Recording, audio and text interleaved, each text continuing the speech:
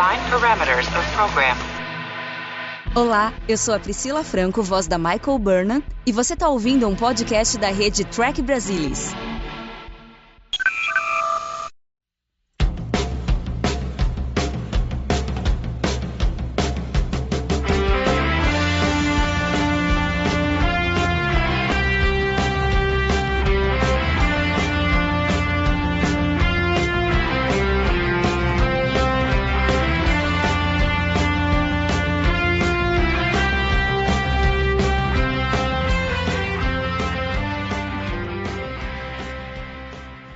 Olá, sejam bem-vindos ao Balde do Odo, o podcast da rede do Trek Brasilis para falar sobre Deep Space Nine, a melhor série de Jornada nas Estrelas. E hoje vamos falar sobre Ascension, o 16º episódio da 4ª temporada de Deep Space Nine. E estão hoje aqui comigo Luiz Castanheira. Olá, Luiz. Boa noite a todos, sempre bom estar aqui. E o nosso convidado especial, Ivanildo Pereira. Seja bem-vindo de volta aqui ao Balde do Odo, Ivanildo. Olá, Mariana, olá, Castanheira, tudo bem com vocês? Como sempre, é um prazer estar aqui, né, participando aí nesse comentário dessa nossa série tão querida. E hoje a gente tem um episódio especial, além de ser um episódio muito interessante, né, com um tema que eu gosto bastante, ele é exatamente o episódio da metade da série como um todo. Então, estamos aqui começando, a partir desse episódio, a segunda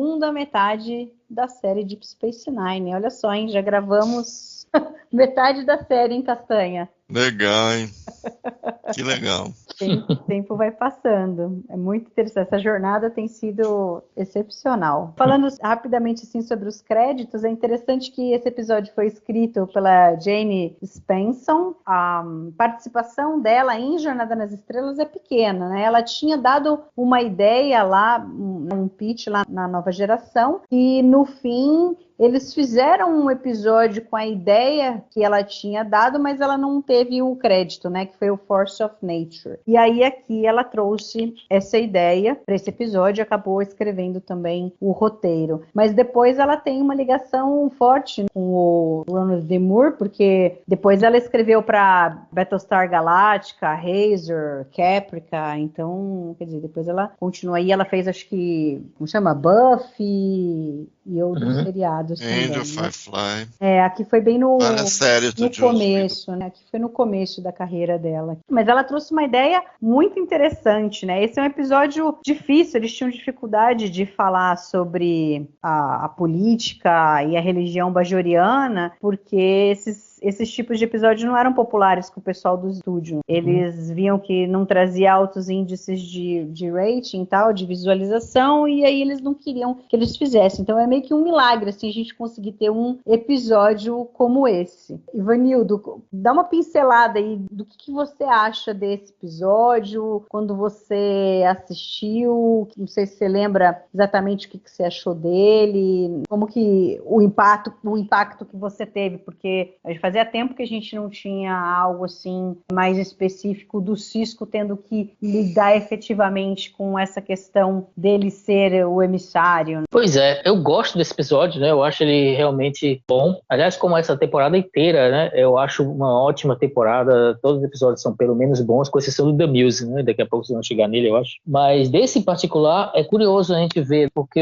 a noção do emissário, aquela história do personagem que é um símbolo religioso, ele está presente lá no começo da série. Aí depois teve umas pinceladas aqui e ali. Parece que os roteiristas não souberam muito bem o que fazer com aquela ideia, estavam meio receosos. Em parte por causa dessa coisa que você mencionou aí, né, que misturar religião com Star Trek sempre foi considerado meio polêmico por parte do estúdio, parte do pessoal das redes, né, do pessoal do comando. Mas nesse episódio realmente é um passo ali que eu acho que já tínhamos tido lá o Destiny, né, na temporada anterior, que já apontava de novo pro caminho do emissário, uma coisa que parece que foi voltando para a série meio que até a força. Mas rendeu muitos frutos, né? E esse episódio, o Accession, é um bom caminho, né?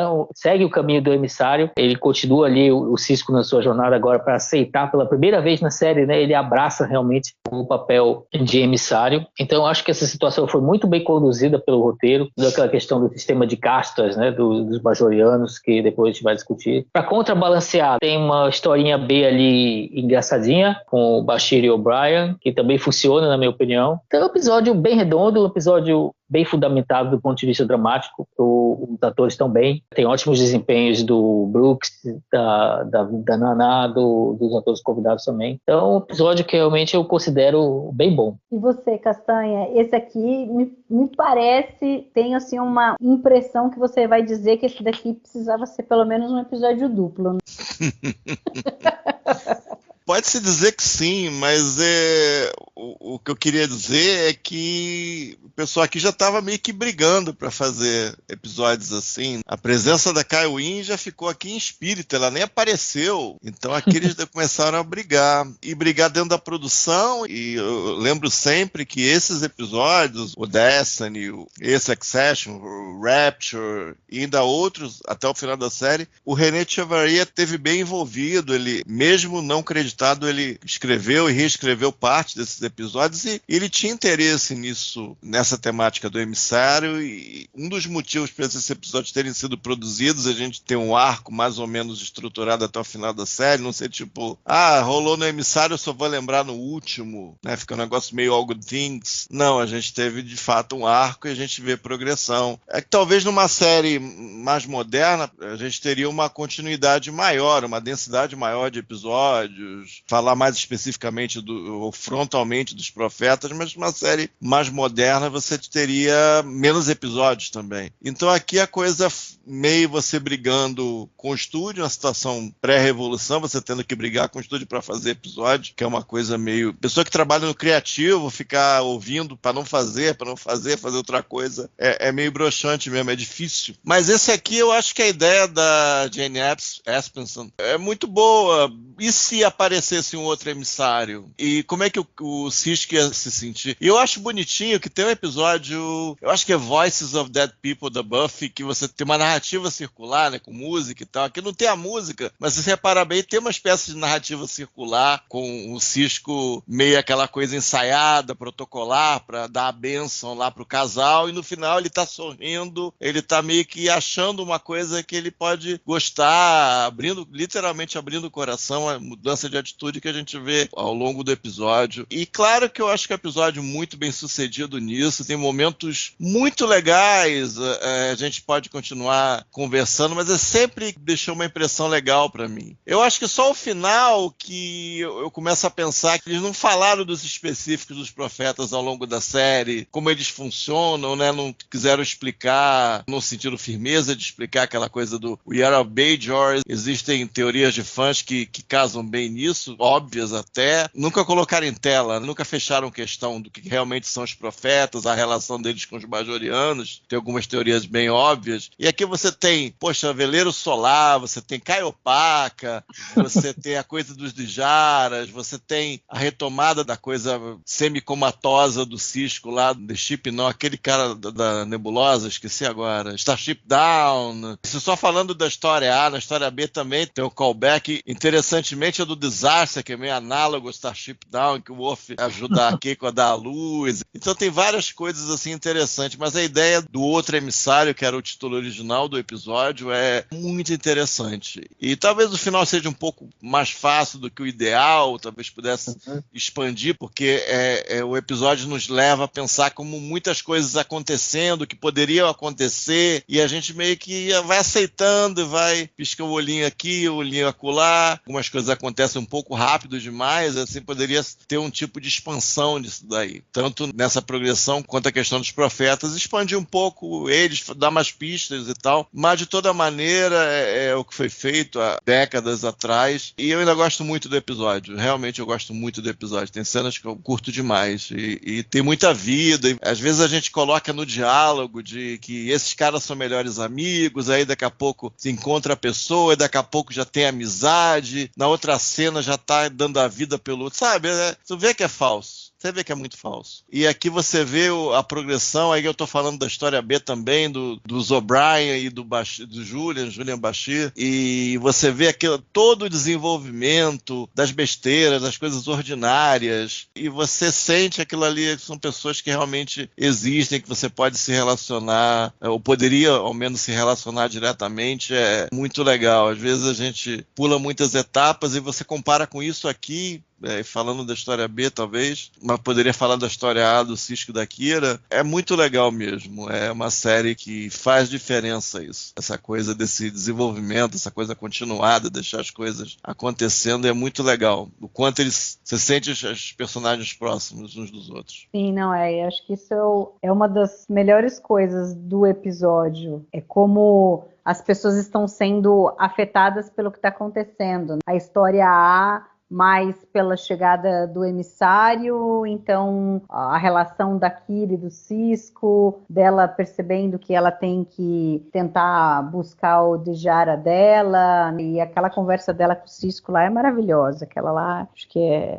nossa, a qualidade dos dois atores ali é impressionante, né, e aí do Julian e do O'Brien é muito legal, quer dizer, a Keiko volta, a gente sabe o quanto ele tá feliz por ela ter voltado, mas ao mesmo tempo ele também sente pelo que ele está perdendo, né? Da amizade ali, da convivência com o Bashir, super interessante, e acho que é a primeira vez que eu gosto mesmo assim da Keiko. Eu não sou muito fã da personagem, mas eu acho que nesse episódio ela teve uma sensibilidade de perceber, de fazer a leitura do que estava acontecendo ali. Então, eu gostei de como eles encaminharam a história ali. Achei bem legal, assim, né? Eles tentando voltar a uma rotina, e dessa vez o O'Brien é quem está se sentindo meio esquisito, porque apesar da saudade da esposa, da filha, ele passou a ter uma outra rotina, e você acaba acostumando com aquela rotina, e aí de repente você tem que se reacostumar em ter uma pessoa ali do lado o tempo inteiro. Então eu achei bem interessante isso daí. E os dois sentidos ali no bar, o Mor não é um bom substituto, ele não sabe jogar dardo. Fiquei triste. Regra 3, ele não sabe nem onde é a Inglaterra, né? It's been a while, eh? Seems like weeks. I see you found someone to play darts with. Oh, I've set a board up in our quarters so Molly and I can play. well, Morn's, he's pretty good. So's Molly. It's Not the same. I mean, Molly's just a kid. You know, we've been playing with magnets. Morn couldn't hit a Uridian yak at 5 paces. We were evenly matched. We had a good rivalry going on. Yeah, kept us sharp. Exactly. You're late. What do you mean? It's Thursday, and I've got your usual holosuite reserved. Didn't you cancel? Actually, I was, hoping maybe... No. I gotta get home. What about you, Doctor? The Battle of Britain awaits. And you know my policy on cancellations. No refunds. Go ahead. Maybe Morn's better in the cockpit of a Spitfire than he is at darts. Wouldn't be the same. You're right. Morn probably doesn't even know where England is. Eu achei ótimo, né? Eles conseguem colocar também um pouco de humor ali na história, né? É interessante que Deep Space Nine sempre consegue colocar isso daí, né? E com o próprio Worf ali, eles metendo medo, né? Eu vou te chamar então quando a Keiko for dar a luz pra você ajudar. Aí ele vai fazendo conta na cabeça, 7 meses. Eu tenho umas férias chegando aí, vou visitar meus pais na Terra. Tchau. E esse episódio eu acho ele muito interessante porque tem muitas coisas que eles estão resgatando, né? Mas óbvia, claro, a história toda do Sisko como emissário, isso daí já vem desde o primeiro episódio, então eles chamam, né, a trilogia do emissário, né, que começou em Destiny, a gente vê aqui, depois ainda vai ver em Rapture, mas assim, é legal quando o O'Brien tá esperando a Keiko, e aí vem a Molly, vem a Keiko, você lembra do episódio horrível, que a gente não gosta nem de lembrar, né, lá do Fascination, só que naquela vez ela chega com a Molly vomitando, que a Lutsuana tinha dado muito doce para ela. E aqui ela chega bem felizinha, mas ela joga a bomba da notícia, né? que a mãe está grávida. Não que eles não tivessem conversado a respeito, mas você sempre fala, vai demorar um pouco, vamos treinar mais até uma hora que dá certo. E aí a gente tem também o Starship Down presente aqui, porque a Kira, no início lá, a Kira e o Sisko estão conversando lá sobre a rotação de 4 turnos, que ela tinha falado pro Sisko que gostaria de fazer isso lá em Starship Down, e aqui eles estavam botando em operação, fazendo teste para ver se dava certo e tal, né? Eu achei isso interessante, que a gente tem essa volta. Ainda da história B, vocês querem comentar mais alguma coisa, Ivanildo? O que você acha dessa história B aí do Bashir e do O'Brien? É legal porque são aqueles pequenos toques que eu acho que só Deep Space Nine fez, assim, em Trek até hoje, assim, digamos, em larga escala, né, que era mostrar ali a evolução dos relacionamentos das pessoas. Claro, as outras séries também tem um pouco disso, mas em Deep Space Nine é mais, né, mais intenso, a gente vê isso de forma mais clara. É uma historinha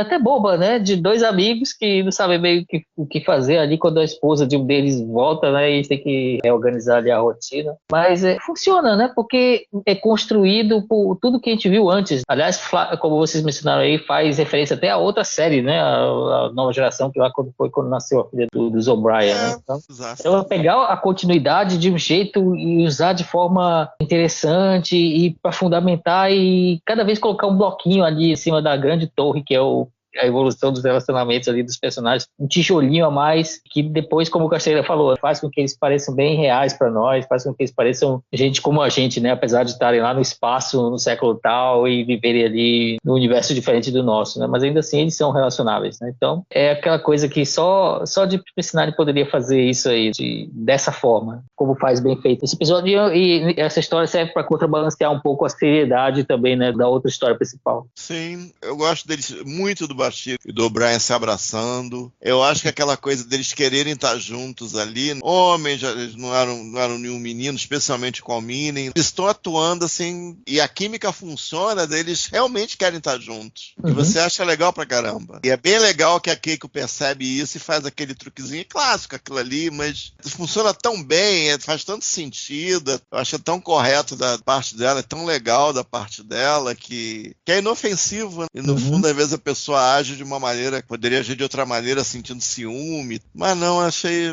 bem legal, assim. O detalhe é quando o O'Brien chega no bar, o Bashir joga os dados, assim, no balcão, assim, vai pra perto dele. Achei... Talvez o diretor falar, não, faz diferente, só coloca, não joga. Mas aquele sentimento meio bruto é tão legal, mas tão legal. Poxa, especialmente que é entre homens, assim. Ou seja, um sentimento tão puro deles quererem estar juntos, de viver as aventuras deles, ficar discutindo pela aventura, ficar falando. É muito legal eles entrarem e saindo de serem meio a conversa. E isso eu acho bem interessante também, como é feito aqui. Porque você acaba ganhando tempo e você vende ainda mais a situação daquela familiaridade que de fato estão fazendo aquilo por meses, sei lá, tanto tempo, né? E você sente que aqui o relacionamento, até que a gente vai precisar desse relacionamento pro final do Hard Time, em breve, fiquem ligados no podcast, e vai ficar tudo sentido, porque tem lastro. Não é você querer entortar um episódio pra funcionar quando não tem lastro, quando as pessoas não têm química, não tem história, entendeu? Então isso tudo faz muita diferença, e é muito legal. É o Morn tá agarrando lá com a Double Girl. Com duas, né? Tem duas mulheres, né? Ele sai com duas mulheres. Né? Uma alienígena e ele servindo de reserva pro O'Brien. É muito legal, gente. Ó. É aquilo, é consistência de marshmallow derretido, ok. Mas é muito legal. Muito legal. Eu gosto também. É muito bem feito, muito bem construída a relação deles. Se a gente pega lá o Bashir da primeira temporada, em como ele irritava todo mundo, em como o O'Brien não suportava conversar com ele, e aos poucos eles foram evoluindo, né, a relação deles. Acho muito legal isso. Eles foram muito felizes, assim, nessa construção toda. Mas aí eu tinha falado, Castanha, do negócio de que esse episódio precisaria seria um episódio duplo. Eu entendo que eles não tinham como falar mais sobre, eles brigaram, né? Pelo que a gente sabe, brigaram para fazer um. Exatamente. Mas, assim, eu gostaria muito de ver, assim, mais como essa volta aos Dejaras estaria afetando os bajorianos, claro, né? Como seria lá no planeta, porque aqui eu acho que nesse episódio mostra bem o quanto a religião bajoriana tem um poder sobre a sociedade, né? Porque a gente já viu isso em vários momentos, assim, algumas coisas, mas aqui a gente vê o poder que um emissário tem, e é legal a conversa quando o Akira fala para o Cisco, você não tem ideia do poder que você tinha, você podia pedir qualquer coisa para nós, e nós, por mais ele não difícil tinha, que ele fosse, que não tinha ideia, ele não realmente tinha não tinha ideia. Exatamente. Guess I'll have to take my rack to Gino with me. Please, sit here. You're not finished. I'll find someplace else to sit. You don't have to get up for me. You're Evola. I'm Tanari. It's been going on all morning. Whenever someone with a higher ranking Dejara comes in. Guess I'll have to get used to being treated like that. I remember when I got promoted to lieutenant, it took me a while to get used to being called sir by my friends who were still ensigns. That's different. You'd earned the right to be treated with respect. I haven't done anything. Sounds like you have some reservations about bringing back the Dejaras. I have some questions, sure. The emissary is asking something very difficult of us, but we have to have faith that he's guiding us towards something. Even if what he's guiding you towards doesn't include the Federation. It's not our place to question the emissary. No matter what. Maybe you never realized this, Captain, but we would have tried to do whatever you asked of us when you were emissary, no matter how difficult it seemed. É interessante exatamente por isso que ele teria que ser o emissário, se a gente for pensar. É que nem a história, o cara é um herói, mas o cara que é um herói de verdade, ele não fez as coisas porque ele queria ser um herói, ele fez porque veio de dentro dele. E aqui você vê que tudo o que o Cisco vinha fazendo, ele considerava, não, porque é uma missão que a frota me entregou, que eu tinha que fazer. Ele nunca usou do poder de emissário para tentar as coisas, mas aí você contrapõe com o Akora, em que ele já chegando, ele já diz que todo mundo tem que voltar para os Dejaras e não tem conversa, entendeu? Então, quer dizer, é o cara que ele tem noção do poder que ele tem, e ele usa desse poder. Então, é interessante essa coisa assim. Porque é diferente, imagina uma pessoa que existe uma profecia. Eu acho que essa profecia, ela é verbalizada pela primeira vez aqui. Ela encaixa com que a Kaiopaka, a forma como ela age no piloto,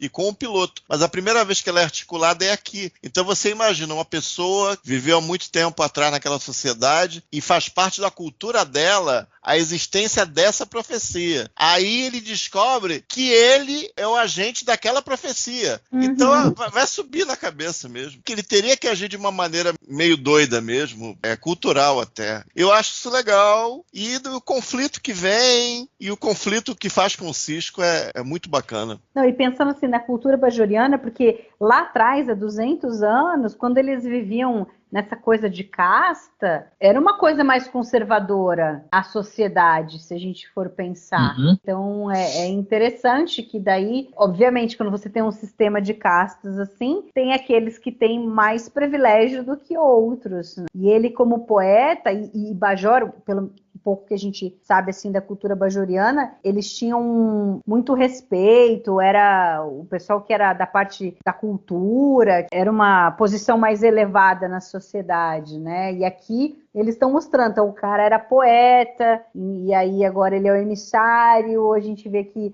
Akira, de uma família de artistas e tudo mais, você vê que a outra moça chega, não, mas você é da casta de tal, pega aqui a cadeira. Então é interessante isso daí, como eles foram criando. Agora, será que, porque assim, quando eles estão lá conversando com os profetas, os alienígenas, e aí o Akoren já começa a dizer, não, porque vocês fizeram isso e aquilo, e me mandaram, e a profecia dizia isso, aquilo, né? Os carinhos não deviam estar entendendo porra nenhuma, que pra eles não fazia diferença nenhuma, né? Pois é. E aí, quando eles falam assim, primeiro, depois, isso não tem significado para nós. E aí eu fiquei pensando assim, será que os profetas não trabalharam meio que retroativamente, a partir do momento que eles encontraram o cisco pela primeira vez, porque mas na realidade para eles não foi a primeira vez, porque assim, eles não têm um tempo linear, assim, é relativo ali, mas assim, eles encontraram o cisco e naquele momento que eles encontraram o cisco, será que eles não foram voltando para trás para que chegasse nesse momento? Então, será que daí o Akoren, talvez há 200 anos atrás, ele tinha saído lá com a navezinha, tinha se perdido e morreu. Mas não, aí agora os profetas o devolveram nesse momento, o salvaram, talvez não tivessem salvado, em algum momento da linha do tempo não tinham salvado, mas agora salvaram e trouxeram o cara porque eles precisavam mostrar para o Cisco que o Cisco era o emissário e não ele. Sim, pode ser um proto Fabião dos Stars, mandaram um cara lá para dar um sacode no Cisco, do jeito deles. E o problema grave com esses seres aí é a comunicação, é um parto para eles conseguirem se entender. E é tudo meio enigmático, mas fica claro que eles não mandaram o cara para o futuro, do passado para o futuro, mandaram para o Cisco. Sim. Entendeu? Então fica claro quem é o emissário. Mas pelo menos na hora o cara percebeu isso, né? É, claro, o cara percebeu. Então é interessante. Felizmente não fizeram um cara tão vilanesco. O cara talvez tenha ficado um pouco deslumbrado, mas vilanesco eu não acho que era. O cara fica, caramba, eu sou parte da profecia, eu tô lá, vou morrer, e o céu se abre, eu encontro esses caras, os caras me curam, me mandam pro futuro, e aí ele percebe que encaixa na profecia, aí ferrou, né? Aí mexe com a cabeça da criatura. Ele não tem mais ninguém fora do seu tempo. Ele escrevia poemas sobre as profecias, sobre os profetas. Né? Então, ele era um cara que devia ser bem ligado nisso. E seria até um pouco fácil, né, para o roteiro fazer desse cara assim, tipo um personagem mais vilanesco. Poderia ser. Mas não parece. Pois é. Seria o caminho comum, né? Que eu acho que a maioria dos roteiros talvez tomasse, né? De fazer ele mais malvadão. Mas não, eles fazem um personagem bem fundamentado, a atuação do ator também é bem equilibrada, né? Ele nunca passa ali do limite. É um cara que parece, né, tá agindo errado, mas é bem intencionado, né, ou pelo menos ele quer fazer com que a sociedade dele volte àquele dilema que a gente vive hoje, né, que nos velhos tempos tudo era melhor. Ele quer puxar um pouco desse espírito, mas o roteiro é bem equilibrado a ponto de não fazer ele realmente um personagem unidimensional, né, ser malvadão só para se opor ao Cisco e ser o vilão da semana. Eles resolvem coisas de maneira interessante, né, quando ele fala, o senhor não tá pensando que vai tirar o Shakar lá da função de primeiro-ministro, vai botar ele para a fazenda de novo. Não, a gente não pensa nisso não, mas se isso for implementado na próxima eleição, ninguém vai votar num fazendeiro para ser primeiro-ministro. I wanted to talk to you before you left for Bejor. Of course. I was surprised by your speech. I had no idea you were going to advocate change on such a massive scale. It's what the prophets want for Bejor. It's why they sent me. Are you sure of that? Absolutely. The emissary knows that what he's proposing will be difficult for some people to accept. He doesn't expect things to change overnight. So, you're not going to ask First Minister Shakar to step down and go back to farming? No, of course not. But frankly, by the next election, I doubt very many people will be left on Bejor who would elect a farmer to political office. É básico, entendeu? Ou seja, coisas bem resolvidas. A coisa mais over the top é o assassinato do Vedek. Ele não parecia ser nenhum fanático, ele parecia ser um cara conservador e parecia ter algum relacionamento ali com a Kira. Eu achei aquilo um pouco over the top. Eu acho que podia ter feito alguma outra coisa. Sei lá. Porque não é reset button tradicional. Então, de fato, aquele cara vai ter que responder por assassinato. O outro cara era o Vedek também, não é isso? Sim. Era um monge. É um monge, o Vedek. Bem acho que eles quiseram mostrar as consequências de se voltar pro Dejara, que não era uma coisa simples. Uma coisa é, a Kira vai abandonar agora o trabalho dela e vai tentar lá ser artista. Mas ela estava escolhendo fazer isso. Agora, ali o Vedek Porta estava tentando fazer com que o cara desistisse de ser um clérigo e ser o que a família dele era. Quer dizer, você tem um embate ali que a pessoa não concorda, ela não quer deixar de fazer o que ela está fazendo hoje. A vida dela toda foi se baseada nisso. Pensar que eles perderam aí o Dejara faz uns 60 anos, desde a ocupação. Agora, é muito fácil, assim, o Vedek Porta querer que o outro vá ser o que ele tinha que ser, porque ele não teve que mudar. A família dele provavelmente era assim, então para ele estava tudo bem, muito fácil. Quando você não tem que mudar. Aí isso faltou um pouco. Talvez tivesse sido melhor se eles tivessem mostrado os dois discutindo, alguma coisa assim, a coisa fica acalorada, ele acaba empurrando o cara, né? Acho que aí faria mais sentido do que simplesmente o cara tá morto e ele fala, não, fui eu que empurrei porque ele não queria deixar de ser Vedek. Acho que aí acaba ficando... Perde um pouco, assim... Precisaria de mais tempo. Tem coisas que precisariam de mais tempo. Essa é uma delas, assim, coisa muito comprimida, né? Simplesmente já tá morto lá e começa a falar, ué, você que empurrou? Caçamba! Prende esse cara. Mas tipo, sabe, aquela compressão do tempo do episódio da semana. Uma ressalva, né, que a gente pode fazer pra ele é que em alguns momentos a história pisa no acelerador para conseguir caber dentro de 45 minutos. Sim. Era inviável, como vocês falaram aí, era inviável fazer duplo. Ainda assim, né, a gente tem que aceitar um pouquinho ali uma compressão de tempo, uma pisada no acelerador. Tipo, o pessoal também começa a implementar os DJs muito rápido, né, já começa a ter umas mudanças ali meio rápidas na estação. Esse é o pelo menos ressalvo. 3. A moça cedendo o lugar para Kira, a Kira dizendo que vai abandonar o posto e essa morte, né, esse homicídio. Então, pelo menos três atos claros aí de dificuldade de adoção. Em princípio seria tipo uma campanha, aí mudariam-se as leis, aí o episódio até é legal que ele fala nesses termos, ele fala, vai ser convencimento. O homicídio já indica que talvez esse convencimento seja de outra natureza, não seja bem um convencimento. Aí você faz várias histórias na tua cabeça, entendeu? Por isso que realmente falta tempo.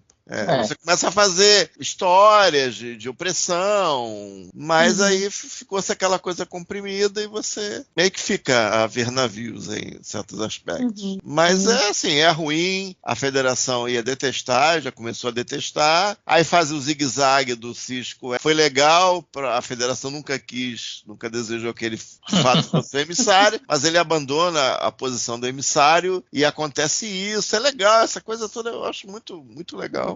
Sim, é muito interessante. Eu adoro aquele momento que ele diz agora só vou me preocupar com os Klingons, os Dominion e os Maquis, só isso, né? É maravilhoso. Parece que eu tô de férias. Ele fala, é muito bom essa conversa dele com a Dax. É muito boa, muito boa. Porque realmente, para ele, era um peso ser considerado o emissário. Ele nunca tinha se sentido confortável com essa coisa do pessoal vir e pedir para dar a bênção pro casamento, pro que quer que seja, nascer um bebê e tudo. Você vê que ele não tinha problema em fazer, mas ele sentia meio estranho. Ele não conseguia incorporar esse papel. E aí esse episódio foi fundamental para ele perceber que esse é o papel dele. Quer ele queira, quer ele não queira, ele achava que, não, sei lá, caiu paca louca, botou a mão aqui na minha orelha, achou que eu era o emissário, e agora eu tenho que fazer esse papel. Não sou emissário, tá? Não tem nada a ver. Não sou de Bajor e não sei o quê. Mas aí aqui, nesse episódio, eles mostram que não. Cisco, você é o Cisco, você é de Bajor e você é o emissário. Porque o treinamento do oficial da Frota Estelar é para repelir esse tipo de coisa. De ser tratado dessa maneira. Isso tem a ver com a primeira diretriz, inclusive. Mas aí esse aspecto do personagem, o aspecto dele ser pai é muito diferente. A parte mais heróica, de herói de ação, ele tem nuances também, especificidades. Mas a parte de ser pai é muito única na franquia, uma coisa muito dele. E aqui você também tem uma coisa que vai ficar muito dele abraçar o povo bajoriano, dele não ter mais receio, ele realmente abraçar o papel. Aceitar aqui e vai abraçar o papel em Rapture e até o final da série. Até que ele fala, não, isso aqui é a minha terra e tal. E só vai evoluir. E nessa coisa, nós somos de Bajor, os profetas acabam nunca respondendo, mas o Sisko ser de Bajor, assim, tem respostas. Eu acho isso bem interessante. E tem contradições, essa da frota, e o Sisko tentando usar a profecia para se livrar do cargo. Entendeu? Eu acho bem legal isso também. Eu acho que é um texto bem bolado isso. Eu acho Sim. maneiro no final, que ele está falando com a Dax. E faz o contraponto, porque ele fala, não, mas eu não fui o primeiro a encontrar os profetas, mas assim, para os profetas não existe primeiro, nem segundo, nem terceiro, eles não são lineares, então para eles não importavam isso. Então é interessante, e todas essas profecias foram feitas através de visões que bajorianos tiveram com os orbes e tudo, né? Com as experiências que eles tiveram com orbes e tudo mais, né? Então, assim, já é óbvio, já é uma interpretação do que eles viram ali e estão colocando ali no papel. Né? A religião que fez foram os bajorianos. Eles foram interpretando as visões, as experiências que eles tiveram com os orbes. Agora, eu acho interessante também os paralelos que eles fazem entre os dois emissários, porque quando o Akoren está ali na enfermaria, daí a Kira, acho que o Sisko pergunta, quem é você? E ele fala, o emissário. A primeira resposta que ele vai, pá, de cara. E aí, quando o Sisko vê a Kaiopaka, ela fica perguntando, quem é você? Quem é você? Quem é você? Who are you? Kaiopaka, Who are you? what are you doing here? How did you... Who are you? Don't you know me? Know you? How can I know someone who doesn't know himself? Ele não sabe responder, ele não consegue muito legal, eu acho muito bem escrito. E a resposta era, eu sou o emissário, que era o que eles queriam dizer para ele. O episódio todo é bem construído, né? A gente percebe que a premissa é sólida e ela foi bem explorada ali pelo roteiro. A roteirista mandou muito bem ali, a Jade. Claro, a gente aceita um pouco ali a compressão do tempo, né? Isso não torna o episódio ruim, de jeito nenhum. Mas é aquela necessidade da televisão daquela época também, que a história tinha que ser amarrada em 45 minutos, tem um pouco disso também. Mas, claro, o episódio funciona muito bem, apesar de tudo isso. Né? É interessante aquela discussão ali, tá o Vedek, tá o novo emissário, falando com o Sisko. Aí, quando ele vai embora, ele fala, eu sou amigo do povo bajoriano, talvez não entrar na federação pode ser um erro. Aí ele pega a orelha do Sisko e fala que a Opaka, seu pai é forte, por isso é que a Opaka e a Kaiwin tem medo de você.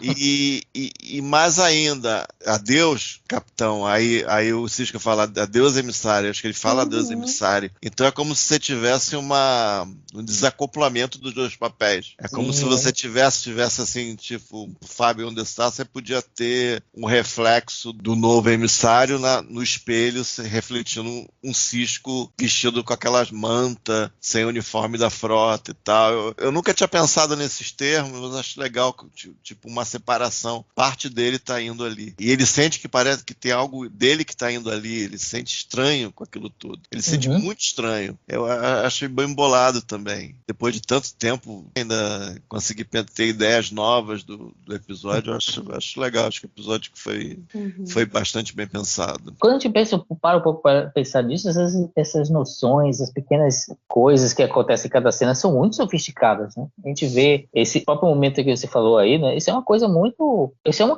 de roteiro muito criativa, né? Muito sofisticada, né? Um tipo de análise ali do personagem, de fragmentação do personagem, né? Isso não é uma coisa que a gente vê assim sempre, né? Não é toda série que faz isso, não é todo filme que faz isso. Então é uma noção muito clara, o roteirista ali tem uma noção muito clara do personagem, de para onde eles querem levar, né? O personagem, mesmo que essa estrada ainda não esteja totalmente clara, mas dá para ver ali que eles estavam trilhando um caminho interessante e souberam explorar muito bem isso dentro das cenas, dentro de cada cena, dentro de cada interação do Sisko com outros personagens. As cenas dele com a Kira também são muito boas. Porque aqui o Sisko, ele tá abraçando o papel de emissário, mas ainda tá naquela coisa da missão federada. Então, eventualmente, ele vai falar, não, ele vai até sair dessa missão, eventualmente. Então, tem mais coisas a serem vistas. E Mariana, fala da cena aí do Sisko e da Kira. Nossa, gente.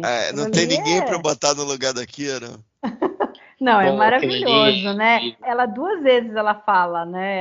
Ela começa falando tal que não seria difícil achar alguém para me substituir. Aí eu vou me Não, ela fala me que não demitir. seria. Que não seria difícil achar. Caraca, chega até doer. Aí ela fala, né, no final, aí não deve ser difícil achar alguém para me substituir. Aí ele fala, não, eu não duvido que possa encontrar alguém para o seu cargo. Né? Aí ele dá uma pausa, assim, aí você vê a cara da Kira e depois, mas substituir você? Aí ela dá um... Incrível. Why did you want me to meet Jatan? We can talk about that another time. What is it, Major? I think he'd make an excellent first officer. As soon as you can find someone to take my post, I'm going to resign my commission. To follow your Dejara. I'm planning to move back to the Ducour province. There are a lot of artists who live in the capital, and I have a friend there who's willing to apprentice me. I'm sorry. The last thing I want to do is to add to your problems. This is something I have to do. If you don't hit it off with Major Jatarn, I can think of a few other people. It shouldn't be that hard to find someone to replace me. I don't doubt that I can find someone to fill your post. But to replace you. A atuação da Naná ali, quando ela começa a contar para ele, fala, não, é algo que eu preciso fazer. E você vê que ela faz uma cara de como se fosse chorar. Assim. Nossa, é muito bom. E ele também. Aliás, a construção da cena toda, né? Porque ela fala, eu preciso que você converse com o Major Jatarn. E aí depois ele emenda lá que ele começa a falar da frota, de como ele está preocupado, porque era a missão dele, e aí ele falhou. E ela fala, pô, mas não é justo, não é a sua culpa. E aí ele fala, não, mas eu me sinto, né? É legal, ele se apoia na mesa. Eu acho legal que ele se apoia na mesa. Quando ele fala, para seguir os seus dejaras. Também. Aí ela fala que não deve ser difícil alguém para me substituir. Aí ele fica em pé e olha no olho dela e fala, eu achei. Direção também. Tipo assim, você lembrasse uma cena que você lembra da série. Essa cena eu lembro sempre. Aí você lembra do piloto, esses caras aí se encontrando, dando trombada, né? Sim. Mas já na trilogia do Círculo, quando o Jaro coloca o Linalas para ficar no lugar dela ali, que ela vai para Bajor, o Cisco também dá mas eu não preciso trocar meu primeiro oficial. Ele fala alguma coisa também, não lembro direito agora a fala dele, mas também tinha um pouco disso. Né? Mas aqui eu acho que a cena é mais forte. Aqui, sim, com certeza. Eu acho que é danada essa cena aqui, é danada. E no final, quando ela volta, ela traz aquela obra de arte que ela criou lá, aquela obra-prima, toda torta, ela rindo. É muito legal. Sim, muito faz gracinha, né? Ela fala, aqui, você tem uma peça. É melhor guardar para ficar mais linda, né? Ele assim, eu ouvi dizer que ela não fez muitas. Escultura totalmente horrível. É legal aquele encerramento. Porque na trilogia do Círculo ela já tinha dito que eu nunca tive habilidade artística nenhuma. Caramba, isso é incrível, né, também, como uma fala que parece boba, né? Uma piadinha, uma fala boba, uma piadinha ali de momento, reverbera 2 temporadas depois, né, num episódio, cria uma circunstância mais legal com aquilo. É muito impressionante. Quanto mais a gente analisa, quanto mais a gente observa, mais detalhes aparecem. É muito legal ver isso. A riqueza de como a série foi feita, como foi pensada e construída. Uma perguntinha para vocês, só voltando aqui rapidinho para a história B, que eu não tenho essa informação aqui, mas na época que eles fizeram esse Accession, eles já sabiam que a Naná estava grávida, então já estavam planejando ali usar a coisa do filho do O'Brien para fazer a gravidez dela. Vocês têm informação sobre isso? Olha, capaz que eles já soubessem. Será que não? Porque esse episódio é importante, né, nesse sentido, porque ele introduz ali que a Molly... Que a Molly não, desculpa, que a senhora O'Brien está grávida, apresenta a gravidez, isso vai ter a consequência ali mais pra frente, né? Quando que é mesmo? Em The Begotten, é no meio da 5ª temporada que... Não, mas aparece... que o Kirayoshi nasce, mas é em Body Parts que acontece o acidente e aí eles têm que colocar Quer dizer, 1, 2, 3, 4, 5, 6, 7, 8, 9 episódios pra frente. Eles já deviam saber, né? 9 semanas, 3 meses, eu acho que eles já deviam saber. Não é possível que tenham inventado isso e falaram, bom... Inventaram ali como uma opção, né, para não tirar a atriz da série, coisa e tal, né? Ou fizeram isso, né? Os acidentes foram bem sucedidos, né, na série ao longo dos anos, né?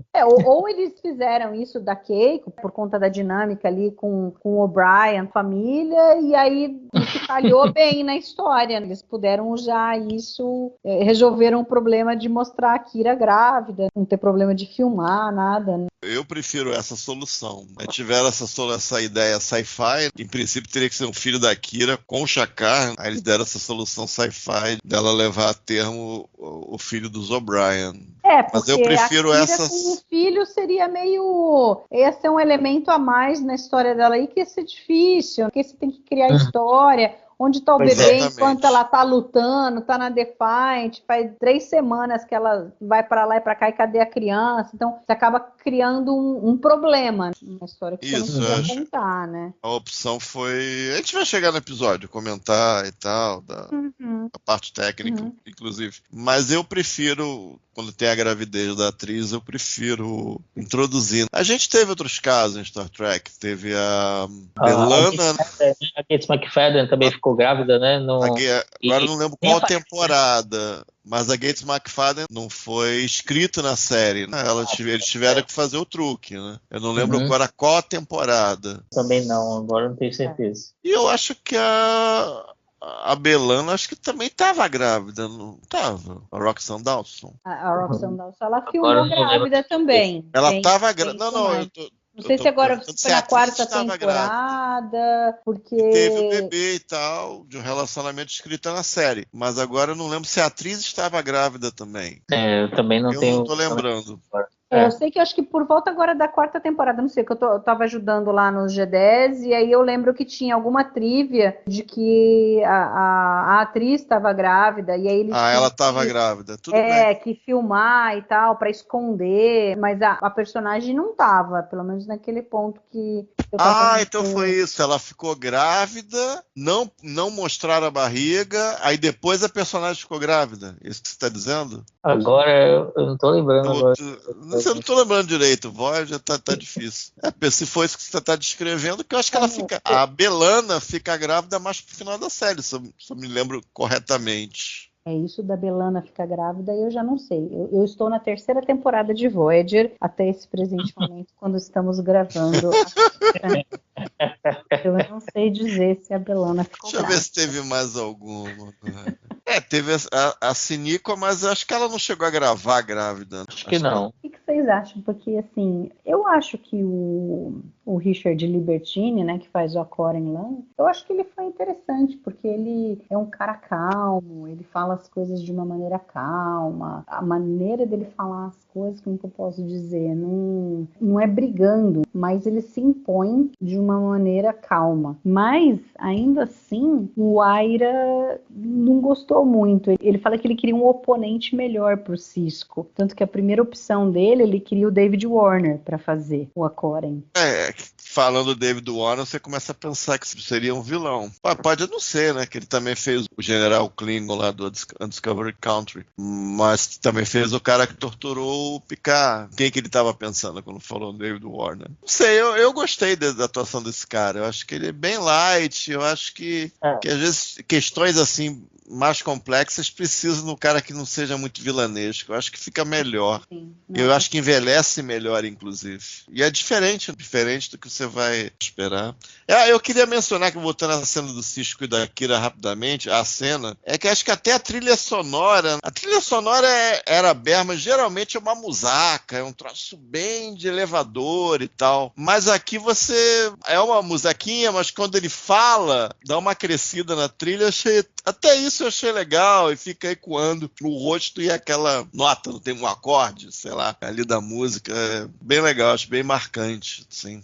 Isso é algo que eu não reparo mesmo, vou ter que confessar que eu não presto atenção.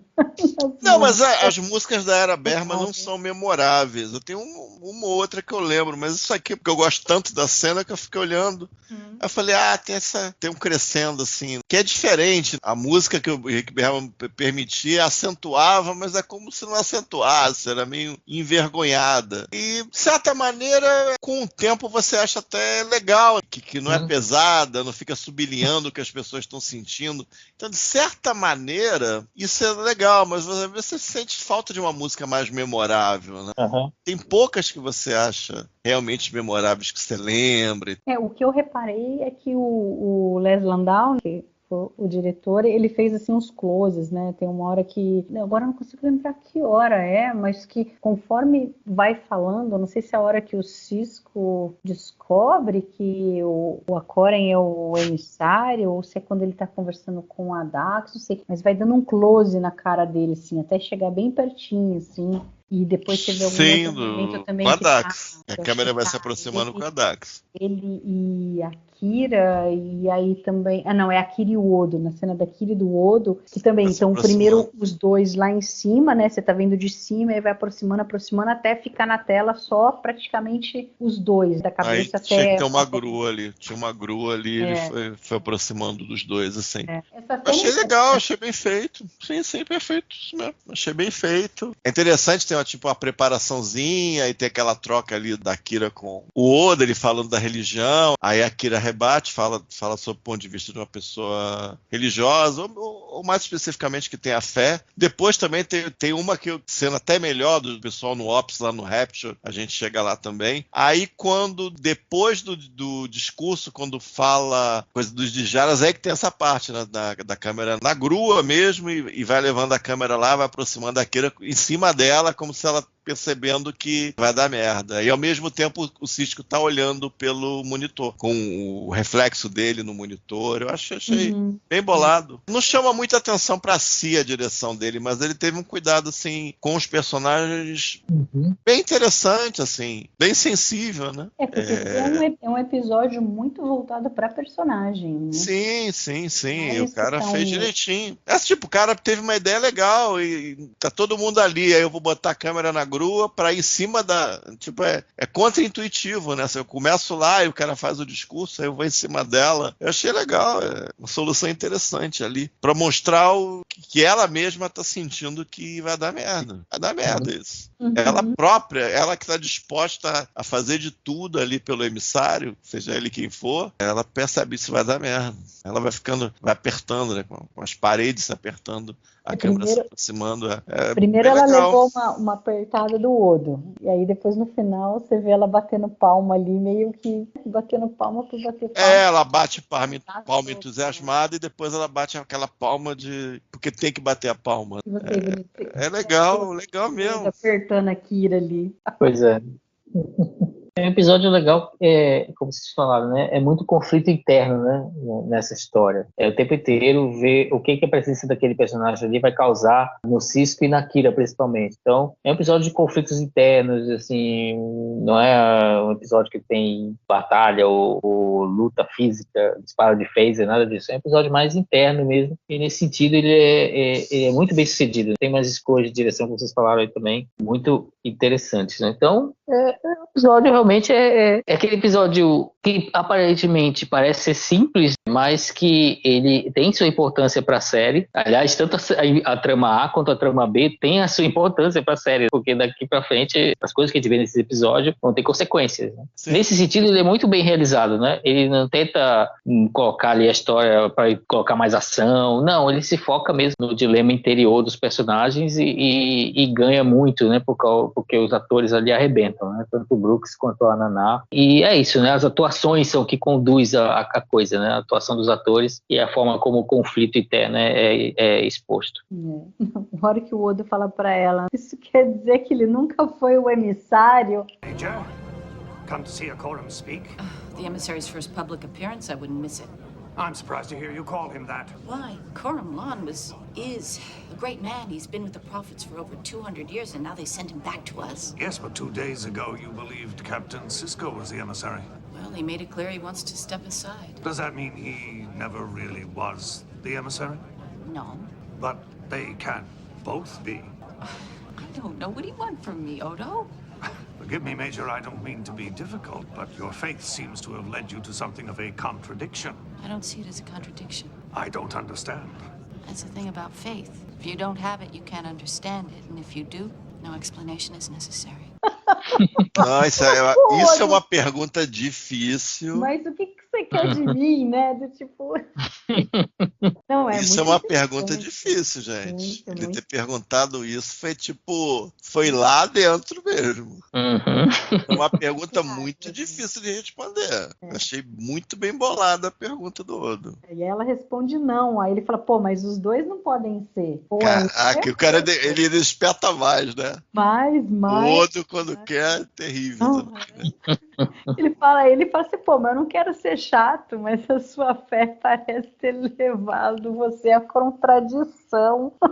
É interessante porque ele está tentando entender o que significa isso da parte dele. Ele está tentando entender o que é isso daí, esse sentimento que os bajorianos estão tendo com relação a isso. Por que o Sisko era o emissário e para ele estava tudo bem e agora, de repente, o Sisko não é mais o emissário, é um outro cara que é o emissário. E como eles se sentem com relação a isso? E aí você vê que a Kira não consegue responder a respeito. Né? Não consegue responder, mas faz sentido o Odo perguntar. Pro Odo é absolutamente incompreensível. Exatamente. É bem legal aquilo ali. Né?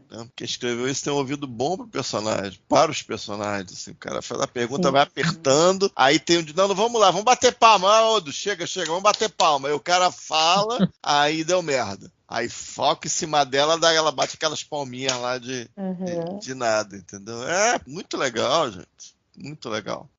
Vocês falaram rapidinho que a Win, infelizmente, só foi citada, mas é interessante, porque eu acho que faz muito sentido dela.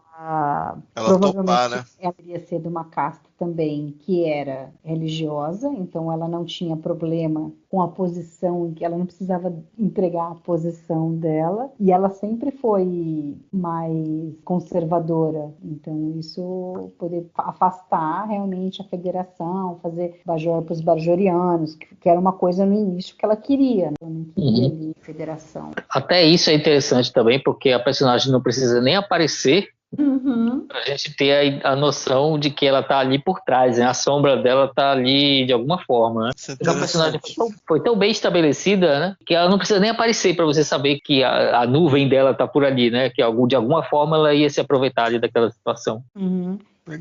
E o Akoren, de alguma forma, tem a sensibilidade de perceber que a hora que ele fala pro Sisko que a Win o teme. É interessante isso, porque ele era o cara que poderia se opor a ela e tornar a vida dela difícil, que o Sisko nunca quis. O fato dele não ter se aproveitado do papel de emissário, isso para a Win sempre foi muito bom. Mas ela tinha medo. Agora que ele não é mais emissário, eu não preciso temer que ele vai fazer alguma coisa aqui que vai me prejudicar. Muito embora em algum momento esse Akoren ia ter que rodar, porque a Win não ia também querer um cara que ia abrir as asinhas ali e querer fazer coisas que eventualmente não seriam algo que ela gostaria. Você vê, mais um episódio aí pra gente ter, né? Poderia ser. Apesar de que ele também poderia, sei lá, virar um fantoche dela, de alguma forma, talvez. Que ele me pareceu ser não é descartável, né? Ele me pareceu ser muito assim, ter convicção do que ele queria. Então, não sei o quanto... É verdade. Poderia ter um problema com ele aí nesse caso, mas é interessante. Tem mais alguma coisa, Castanha, que você gostaria de falar do episódio? Não tô lembrando mais de nada, não.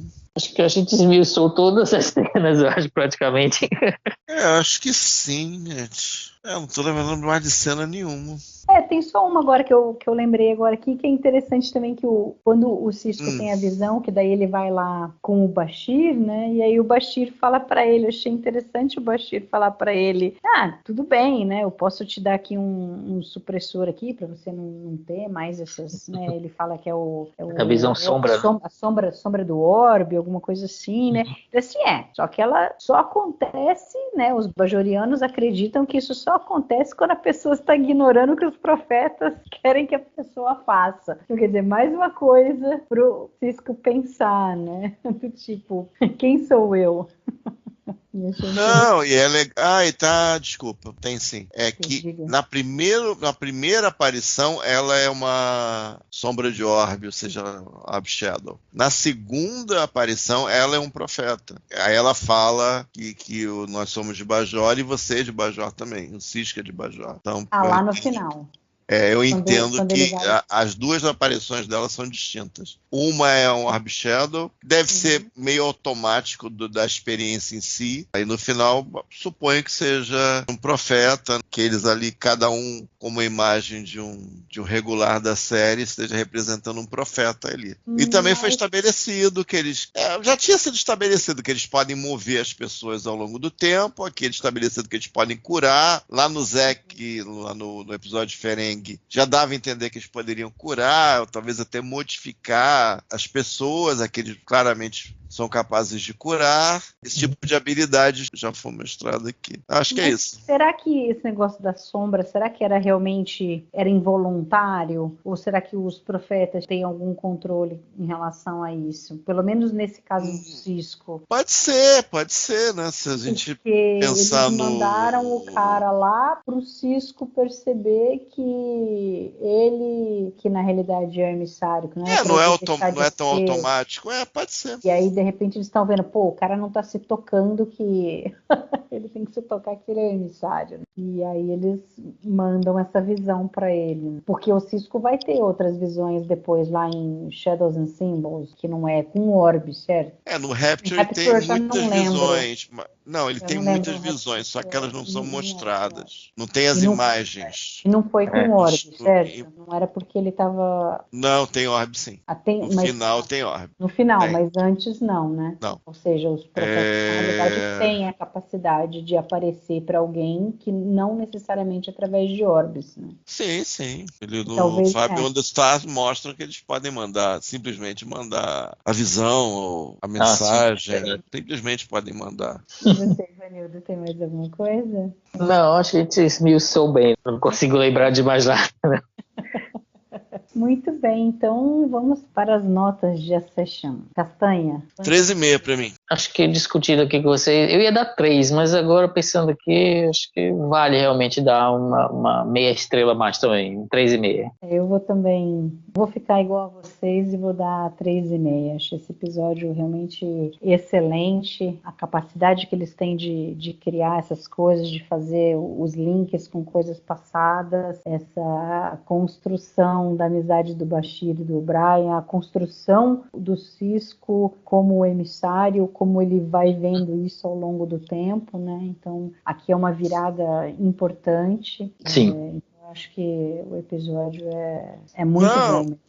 Você viu o final do episódio com o sorriso do Avery Brooks, aí antes dele sorrir, a Kira tá olhando para ele, aí quando ele sorri, fica animado, aí a Kira também sorri, é muito legal, acho muito o legal. O'Brien e o Bashir passam ali atrás, então ele dá uma viradinha. Ainda tem esse detalhe, ele sorri também, tipo, né, a camaradagem dos dois e tal, né? Isso mesmo, junta as duas coisas na mesma cena, legal. Lembrou de coisa legal.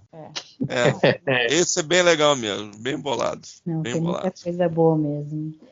Muito bem, então, Ivanildo, muitíssimo obrigada pela sua participação mais uma vez aqui no Balde do Odo.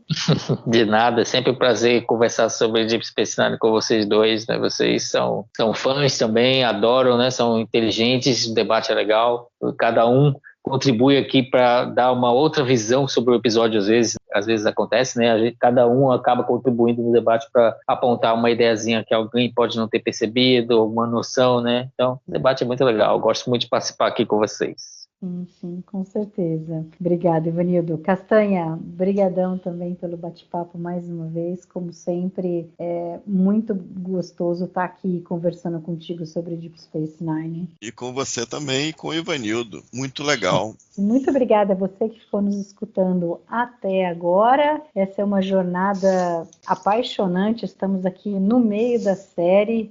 Ainda legal, tem muita coisa boa para vir. Agora são raríssimos, acho que os casos que a gente vai falar alguma coisa. Pô, esse episódio não é bom. A gente vai até ficar chato aqui. Vai ser um monte de 4 estrelas, 3 estrelas e meia.